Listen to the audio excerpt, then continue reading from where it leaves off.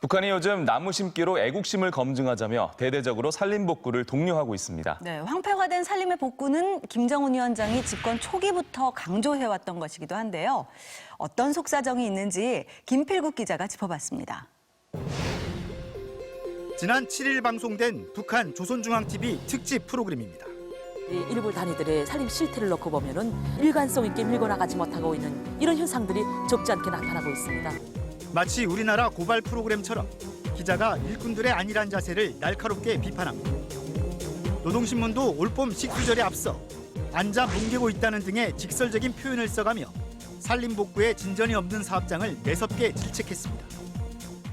잘하고 있다는 식의 선전이 주가 되는 통상의 보도 행태와 달리 유독 산림복구 저해 행위와 관련해 북한에서는 이처럼 날선 질타가 끊임없이 이어져 왔습니다. 이렇게 대충 심은 나무들이 과연 살 수 있겠습니까? 이곳 읍협동 농장 일꾼들과 농장원들의 그릇된 사상관점과 일본체를 묘실히 알 수 있습니다. 해마다 수억 그루의 나무를 심는다는데도 산림복구가 제대로 되지 않는 현실을 어떻게든 타개하기 위해 경각심을 불러일으키려는 부녀 지책이기도 합니다. 1990년대 고난의 행군 시기를 거치며 무분별한 벌목으로 산림이 황폐화된 북한은 김정은 위원장의 집권과 동시에 산림 녹화를 국가적 과제로 추진해왔습니다. 지난 2015년엔 산림복구 전투를 선포하며 모든 산을 푸르게 만들겠다고 천명하기도 했습니다.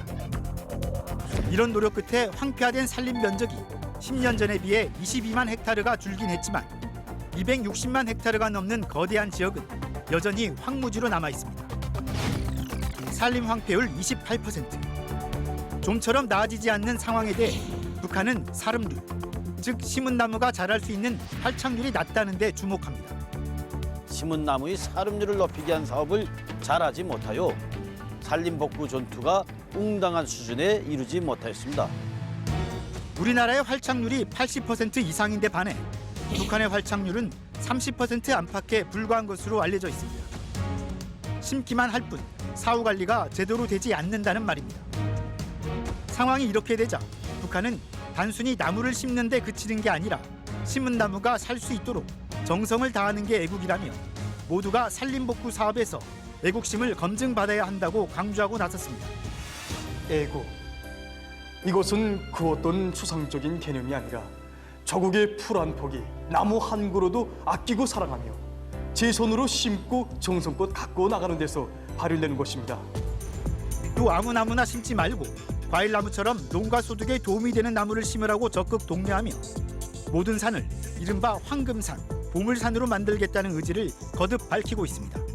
열매 수종의 나무를 심을 대담한 작전을 해가지고 잣나무, 맛 좋은 황밤나무를 비롯해서 산열매, 산가슬들을 10만 육으로 심었습니다. 각지에 현대화된 양모장도 만들고 말 그대로 전투처럼 모든 조직을 다그치며 산림복구에 총력을 기울이고 있습니다. 하지만 성과는 미미하고 산림 회복 속도는 더딥니다. 황폐화된 북한의 산지는 토사가 쉽게 유출돼 홍수 등 자연재해에 취약할 수밖에 없습니다. 북한의 임진강 상류에서 홍수가 나면 우리나라 또한 심각한 피해를 입게 되고 훼손된 북한의 산림은 우리에게도 직간접적인 영향을 끼칩니다. 북한 산림 복원에 남북이 함께 나서야 하는 것도 이 때문입니다. 산림 생태적인 측면에서 볼 때는 하나로 연결된 생태계거든요. 서로가 영향을 주고받고 있기 때문에 복구가 돼야 되고 재해관리 측면에서도 우리가 협력을 해서 공동으로 대응을 해야 된다. 지난 2018년 남북은 판문점 선언에 이은 산림혁명 국가회담을 통해 양묘장 현대화와 산림병해충 방제 협력 등을 합의했습니다. 하지만 강력한 대북 제재 속에 관련 사업은 준비만 할 뿐 현실화되지 못하고 있는 상황입니다.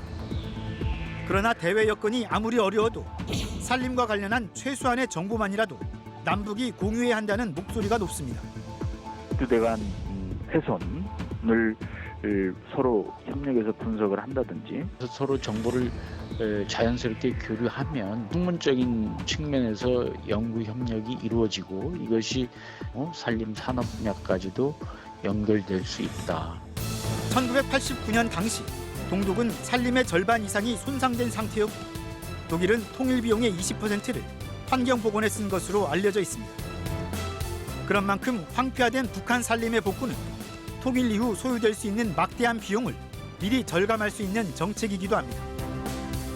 따로 떼어내 생각할 수 없게 하나로 묶여있는 한반도 생태계 보호를 위해 훼손된 북한 산림 복원에 함께 지혜를 모아야 할 것으로 보입니다. 통일전망대 김필국입니다.